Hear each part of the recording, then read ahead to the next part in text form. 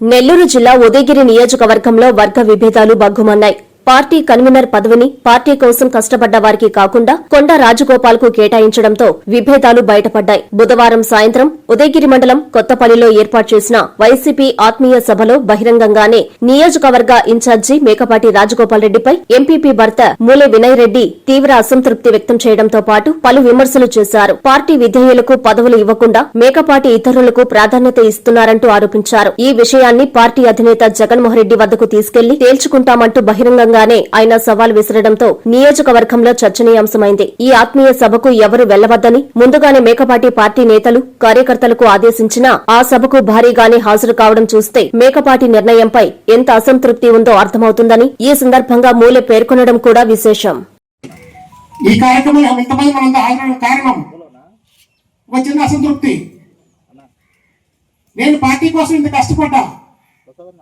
కష్టపడిన నన్ను గుర్తించకుండా ఒక మండల కమిటీ నిర్ణయిస్తుంటే ఒక్క మాట కూడా అడగకుండా సిట్టింగ్ ఎంపీపీగా ఉండి మేము ఒక్క మాట మమ్మల్ని అడగకుండా కన్వీనర్ ఇచ్చారని చెప్పేసి ఇస్తే ఇచ్చారు, పర్వాలేదు, ఇవ్వచ్చు, ఆ రైట్స్ ఆయనకు ఉన్నాయి, ఆ అర్హత ఆయనకు ఉంది, ఆ హక్కు ఆయనకు ఉంది, ఆయన ఇష్టం. కానీ సరైన వ్యక్తిని నిర్ణయించండి. సరైన వ్యక్తిని నిర్ణయిస్తే అందరికీ బాగుంటుంది. ఒక సీనియర్ వ్యక్తిని నిర్ణయించండి, ప్రజలందరికీ అందుబాటులో ఉండే వ్యక్తి, ప్రజలందరితో సత్సంబంధాలు కలిగిన వ్యక్తిని నిర్ణయించండి అని చెప్పేసి ఆ రోజు చెప్పడం జరిగింది. అవన్నీ బేఖాతరు చేసుకుంటూ ఆయన తన ఇష్టం వచ్చిన ఒక వ్యక్తిని నిర్ణయించారు. సరే, ఓకే, జరిగిపోయింది. కానీ ఈ జరిగిన క్రమంలో సార్ రాజారెడ్డి గారు, మీరు ఎవరైతే కన్వీనర్ నిర్ణయించారో వారు ఏ పార్టీ? 2019 నుంచి 2024 వైఎస్ఆర్సీపీ అధికారంలో ఉన్నప్పుడు స్థానిక సంస్థల ఎలక్షన్లో వారు ఏ పార్టీకి ఓటేశారో గుండెల మీద చేసుకుని చెప్పారండి. అలాంటి వ్యక్తిని తీసుకొచ్చారు. ఈరోజు నేను పార్టీకి అగనెస్ట్ గా ఈరోజు మీటింగ్ పెడతా అని చెప్పేసి విష ప్రచారం చేసి అందరినీ బెదిరించే కార్యక్రమం చేపిస్తున్నారు. మరి మీరు చెప్పారో లేదో తెలియదు, కానీ ప్రస్తుతం ఉన్న మండల కన్వీనర్ ఏదైతే ఉందో ఆ కన్వీనర్ అందరూ ఫోన్ చేసి అక్కడ జరుగుతున్న మీటింగ్ వెళ్ళకూడదు అన్నట్టు బెదిరించి స్టార్ట్ చేశాను. సార్, నేనేం తప్పు చేశా? రాజగోపాల్ రెడ్డి గారు, నేనేం తప్పు చేశాను? మీ ఎలక్షన్ కోసం రాత్రి బౌళ్ళు కష్టపడి నేను తప్పు చేయడమా? నేను నిజాయితీగా పనిచేయడం నేను తప్పు చేయడమా? కార్యకర్తల్ని కాపాడుకుంటూ, ప్రతిక్షణం కార్యకర్తలను కాపాడుకుంటూ, అటు ఆర్థిక ఇబ్బందులు కానీ గ్రామాల్లో ఇబ్బంది కానీ ప్రతి ఒక్కటి, ఎవరికి ఆరోగ్యం బాగలేకపోయినా ప్రతి ఒక్కరికి ముందు నడిపించుకున్న దానికి నేను తప్పు చేశానా? ఏ రోజైనా పార్టీకి క్రమశిక్షణ తప్పి నేను ప్రవర్తించానా? పార్టీ క్రమశిక్షణ తప్పిన వాళ్ళని అవసరమైన ఎదుర్కొన్నాను, ఇప్పుడు ఎదుర్కొంటా, ముందు ఎదుర్కొంటా. నేను ఏ తప్పు చేశానని చెప్పేసి ఈరోజు మీరు ఇది పార్టీ కార్యక్రమం కాదు, వినయ్ రెడ్డి పెట్టే ప్రోగ్రాంకి వెళ్ళొద్దని చెప్పేసి ఎవరైతే మీ అరుణాది చెప్పించారో వాళ్ళని సూటిగా ప్రశ్నిస్తున్నాను. సార్, నిజంగా మీరు చెప్పి ఉంటే మీ సమాధానం చెప్పండి. నేను ఏం తప్పు చేశానని చెప్పేసి, తప్పు చేసుంటే ఓకే, వెరీ గుడ్, సస్పెండ్ చేయండి. తప్పు చేసుంటే వదిలేసుకుంటా, రాజకీయ వ్యాపారం చేసుకుంటా, నాకేం ఇబ్బంది లేదు. ఇప్పటికీ ఉదయగిరిలో ప్రభుత్వ భవనం మండల ఆఫీసు కడుతున్నాం. దానికి దాదాపు చాలా ఖర్చు అవుతుంది. అందులో అంటే ఒక 5 సంవత్సరాల పాటు ఎంపీపీగా మనం పనిచేసినప్పుడు మన చరిత్రలో ఇంకో 10 సంవత్సరాల తర్వాత ఈ తిరిగి 5 ఏళ్ళు గుర్తించుకున్నప్పుడు మనం ఏం చేశాము అనేది గుర్తుండడానికి కనీసం ఒక్క పనైనా మంచి పని చేయాలనే ఉద్దేశంతో నేను కంకణం కట్టుకొని ఆ పని చేపిస్తున్నాను. దానికి దాదాపు 15 లక్షల రూపాయలు బిల్లు అవుతుంటే 25 లక్షల రూపాయలు నాకు ఖర్చు వస్తుంది. అయినా కూడా ఎటువంటిది ఇబ్బంది లేకుండా నేను ముందు తీసుకెళ్తున్నా. ఇలాంటి వ్యక్తిత్వం నన్ను మీ కుటుంబాన్ని నమ్ముకొని మీ కుటుంబం కోసం పాటుపడుతూ, మేము ఏ రోజు మీ కుటుంబాన్ని దాటి పక్కకు పోయి పనిచేసింది లేదు. మీ కుటుంబమే పార్టీకి వ్యతిరేకంగా పనిచేస్తే ఇంకా పార్టీకి వ్యతిరేకంగా పనిచేసిన నేను పోరాడా. అలాంటి వ్యక్తిని నన్ను ఈ రకంగా నిందించడం, అవమానించడం కరెక్ట్ కాదు.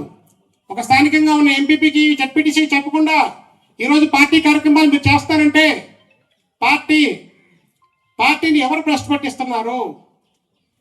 పార్టీని ఎవరు నిర్వీర్యం చేస్తున్నారు? మీరు ఆలోచించుకోవాలి. కానీ శ్రీనివాసరెడ్డి మామ ముందుగా నన్ను హెచ్చరించారు. ఏదైనా సరే కొంచెం శాంతంగా మాట్లాడమని చెప్పారు. అయినా కూడా బాధ ఉంది. బాధ లేకుండా ఏం లేదు. మీరు నన్ను చూస్తూనే ఉన్నారు కదా 5 ఏళ్ళుగా. నేను ఏనాడైనా కూడా నిస్వార్థంగా పనిచేస్తానా చేయలేదా మీరు ఆలోచించండి. ఈరోజు ఈ కార్యక్రమాన్ని ఆడడానికి నేను వైఎస్ఆర్సీపీలో ఉన్న వైఎస్ఆర్సీపీ ఎంపీపీని అధికారికంగా బీఫామ్ మీద గెలిచిన ఎంపీపీని నేను ఏ పార్టీ మారలేదు. ఇదేమి ఈ పార్టీ మారడానికి మీటింగ్ పెట్టుకున్నాం మనం అంతా. ఇది ఆత్మీయ సమావేశం. అయినా కూడా వచ్చిందంతా ఎంపీటీసీలు సర్పంచులు అందరూ వచ్చారు. ఎటువంటి పార్టీ వ్యతిరేక కార్యక్రమం కాదు ఇది. అయినా కూడా పార్టీ వ్యతిరేక కార్యక్రమాలు సృష్టించి ఎవరిని రానివ్వకుండా ఫోన్ చేసి అడ్డుపడే సందర్భం వచ్చింది. ఇది ఎంతవరకు న్యాయం? సార్ రాజారెడ్డి గారు, ఈ సభాముఖంగా మిమ్మల్ని అడుగుతున్నాను, ఇది ఎంతవరకు న్యాయం? ఏ రోజైనా మీ మాట దాటి ప్రవర్తించానా? నాకు అవమానం కలిగింది, ఇబ్బంది కలిగినప్పుడు మీరు పిలిచి కూర్చోబెట్టి మాట్లాడాలి. మీరు ఇచ్చిన ఎవరైతే ఉన్నారో వాళ్ళు అవమానకరంగా బిహేవ్ చేస్తున్నారు. పార్టీ నష్టం కలుగుతుంది. పార్టీలో వర్గాలు ఏర్పడుతున్నాయి. ఈ వర్గాలన్నీ ఏర్పడకుండా ఉండకూడదని చెప్పేసి నా ఉద్దేశం. ఇలాంటి నాయకత్వం మీరు చేస్తున్న నాయకత్వం ఏదైతే ఉందో మార్చుకోవాలని చెప్పేసి ధైర్యంగా చెప్తున్నా ఈ సభాముఖంగా. నాకేం ఎటువంటి భయం లేదు. పార్టీ ఎవరింట్లో విషయం కాదు. పార్టీ అందరిది. పార్టీ మీది నాది అందరిది. మనం అందరం జగన్మోహన్ రెడ్డి గారి కోసం పనిచేస్తున్నాము. ఏ ఒక్కరి ఇంట్లోది కాదు పార్టీ విషయం. నా ఇంట్లోది కాదు, మీ ఇంట్లోది కాదు. కాబట్టి ప్రతి ఒక్కరూ పార్టీకి క్రమశిక్షణగా పనిచేసుకుంటూ పార్టీని బలోపేతం చేసుకొని ముందుకెళ్ళి మళ్ళీ జగన్మోహన్ రెడ్డి గారిని ముఖ్యమంత్రిని చేసుకోవాలి. క్రమశిక్షణ తప్పితే ఎవరైనా వ్యతిరేకించే స్వభావం నాది. అలాగా ఆ క్రమంలో చంద్రశేఖర్ రెడ్డి గారు లేని హయాంలో పార్టీకి ఇన్ఛార్జ్ ఎవరు లేరు. ఆ టైంలో ముందుండి నడిపించుకున్నాను. మనలో ఒక కార్యకర్తని కూడా వేరే పార్టీకి వెళ్ళలేకుండా ప్రతి కార్యకర్తని కాపాడుకుంటూ వారి ఆర్థిక అవసరాలు తీర్చుకుంటూ వాళ్ళకి ఏ ఇబ్బంది ఉన్నా చూస్తూ ప్రతి కార్యకర్తని కాపాడుకుంటూ చంద్రశేఖర్ రెడ్డి గారి పార్టీ మారినా కూడా ఒక్క కార్యకర్త కూడా ఆయనతో పార్టీ నుంచి పారకుండా చూసుకున్నా. ఎందుకంటే పార్టీ బలహీనపడకూడదు, పార్టీ బాగుండాలి. జగన్మోహన్ రెడ్డి గారు అధికారంలో ఉంటే ప్రజలకు మంచి జరుగుతుందనే ఉద్దేశం మీద ఆ రోజు చేయడం జరిగింది. దురదృష్టవశాత్తు ఓడిపోయాం. ఆ రోజు ఎలక్షన్ ముందు కొద్ది రోజుల ముందు మన మేకపాటి రాజగోపాల్ రెడ్డి గారికి ఇన్ఛార్జ్ చేయడం జరిగింది. ఆయన వెంట నడిచాము, రాత్రి పగలు పనిచేశాము, అవసరమైన చోట డబ్బులు ఖర్చు పెట్టాము, ఎటువంటి నిస్వార్థం లేకుండా పనిచేశాము. దురదృష్టవశాత్తు ఓడిపోయాం. దానికి ఎవరు బాధ్యులం కాదు. ఎందుకంటే రాష్ట్రం మొత్తం ఒక సునామీ లాగా జరిగిపోయింది. అప్పటికి మన ఉదయగిరి మండలంలో కొంత మెజార్టీ తీసుకొచ్చాం. మొత్తం 8 మండలాలు ఉంటే మనకి ఉదయగిరి మండలంలో మెజార్టీ మనం తీసుకొచ్చాం. చాలా కొద్ది మెజార్టీతో ఓడిపోయారు. ఇందులో తన సొంత కార్యక్రమాల వల్ల ఓడిపోయామని మనం భావిస్తాం. ఎందుకంటే కార్యకర్తలు కష్టపడ్డారు. తెలుగుదేశం పార్టీ కార్యకర్తలు కష్టపడిన దానికన్నా 2024లో వైఎస్ఆర్సీపీ కార్యకర్తలు ఎక్కువ కష్టపడ్డారు. పోల్ మేనేజ్మెంట్ చాలా బాగా చేశారు. కానీ ఆ వే వల్ల ఓడిపోయాం. దాన్ని మనమందరం ఒకరినొకరు నిందించుకోకుండా మళ్ళీ కార్యక్రమాలు చేసుకుంటూ ముందుకెళ్తున్నాం. అలాంటిది నిన్న ఎలక్షన్లో మీ అందరికీ తెలుసు, రాత్రి బౌళ్ళు కష్టపడ్డాం, అందరం కష్టపడ్డాం. మీతో పేరున నా నమస్కారాలు.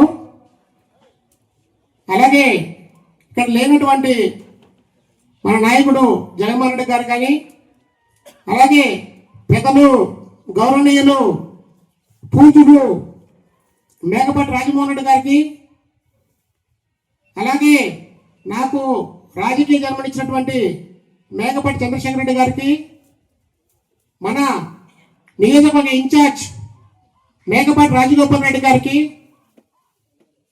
అలాగే మేకపాటి రాజమోహన్ రెడ్డి గారు కుమారులన్నా కూడా మంచి అభిమానం ఉంది నాకు. గౌతమ్ రెడ్డి గారు కానీ, విక్రమరెడ్డి గారు కానీ, అలాగే రాజగోపాల్ రెడ్డి గారి కుమారుడు అభినవ్ రెడ్డి గారు కానీ, అభిషేక్ రెడ్డి గారు కానీ నాకు మంచి గౌరవము, మంచి స్నేహితం ఉంది నాకు. నేను వీళ్ళందరికీ ఈ వేదిక నుంచి నా నమస్కారం తెలియజేసుకుంటున్నా. ముఖ్యంగా రాజమోహన్ రెడ్డి గారి గురించి చెప్పాలంటే ఆయన మనందరికీ ఒక స్ఫూర్తిదాయకమైన వ్యక్తిగా నేను భావిస్తాను. ఈరోజు ఈ ఇల్లు ఇక్కడ కట్టడానికి నాకు ముఖ్యం అంటే నాకు ఇన్స్పిరేషన్గా రాజమోహన్ రెడ్డి గారు నేను ఇన్స్పిరేషన్గా నేను భావించి ఇక్కడ ఇల్లు కట్టుకున్నాను. ఎందుకంటే డబ్బు సంపాదించిన తర్వాత టౌన్లోకి వెళ్ళి కట్టుకుందాం, టౌన్లో కట్టుకోవచ్చు కదా, పల్లెటూరులో ఏమొస్తుంది, ఇది ఆస్తి విలువ ఉండదు కదా అనే ఉద్దేశం మీద పల్లెటూరులో ఆ రకమైన ఆలోచన ఉంటుంది. నేను బ్రాహ్మణపల్లిలో ఆయన ఇల్లు కట్టిన విధానం తర్వాత అనుకున్నాను, అంటే ఆయన స్థాయి కాదు మంది, కాకపోతే ఆ దారిలో నడవాలని నేను ఎప్పటి నుంచో నిర్ణయించుకున్నాను. ఆ క్రమంలోనే నేను ఇక్కడ మన సొంత ఊరైన ఈ గ్రామంలో ఇల్లు కట్టుకోవాలనుకుని ఈ విధంగా జరిగింది. ముఖ్యంగా గత 40 ఏళ్ళుగా మా నాన్నగారు రాజకీయాల్లో ఉన్నారు. మొదటగా సర్పంచ్గా చేశారు, తర్వాత మండల కన్వీనర్గా చేశారు, ఆ తర్వాత నేను సొసైటీ ప్రెసిడెంట్గా చేశాను, తర్వాత ఎంపీపీ మా సతీమణికి అవకాశం వచ్చింది, ఆమెను ఎంపీపీ చేసుకున్నాం. ఎక్కడ కూడా ఏ రోజు కూడా రాజకీయాల్లో నిజాయితీగా పనిచేశాం. దాదాపు నేను రాజకీయాల్లోకి వచ్చి 5 సంవత్సరాలు అయింది. ఈ 5 సంవత్సరాల నుంచి ఎంతోమంది అభిమానులు సంపాదించుకున్నాను, ఎన్నో పనులు చేశాను, ఎంతో నిజాయితీగా చేశాను. గుండెల మీద చేసుకుని చెప్పగలను, గవర్నమెంట్ సొమ్ముతో ఒక కాఫీ కూడా తాగలేదని చెప్పేసి నేను గుండె మీద చేయించుకొని చెప్పగలను. అంత నిజాయితీగా పనిచేశాను. నిజాయితీగా పనిచేస్తూ కాకుండా అవసరమైతే కొన్ని ప్రభుత్వ నిధులు లేని చోట నా సొంత నిధులు కూడా వెచ్చించి ప్రజలు నాయకులు అడిగిన చోట పంచాయతీల్లో అవసరమైతే వాళ్ళ ఇబ్బందులు తీర్చాను. అది మీ అందరికీ తెలుసు, ఇక్కడ ఉన్న ఎంతో మందికి కూడా ఇది తెలుసు. అలాగే నా రాజకీయం నడుస్తూ ఉన్నది. గత ఏదైతే రాజా మన చంద్రశేఖర్ రెడ్డి గారు నాకు రాజకీయ భిక్ష చంద్రశేఖర్ రెడ్డి గారు Avenue Senior Secondary School CBSE 8 years of academic excellence తో దిగ్విజయంగా నడుపుతున్న విద్యా సంస్థ 2025-26 విద్యా సంవత్సరం నుండి MPC, BPC, MEC కోర్సులు ప్రారంభం. విద్యార్థులకు మరింత నాణ్యమైన విద్యను అందించడానికి 36 సంవత్సరాల సుదీర్ఘ అనుభవం ఉన్న ఆకాష్ ఎడ్యుకేషనల్ ఇన్స్టిట్యూషన్ వారి సౌజన్యంతో JEE మెయిన్ అడ్వాన్స్డ్ కోచింగ్ ఇవ్వబడుతుంది. IIT, NIT మరియు టాప్ యూనివర్సిటీస్ లో సీట్స్ సంపాదించుటకు ఆల్ ఇండియా లెవెల్ లెక్చరర్స్ చే బోధించబడును. Admissions open from nursery to +2. Avenue senior secondary school CBSE, Prashanti Nagar, Brahmanandapuram, Nellore.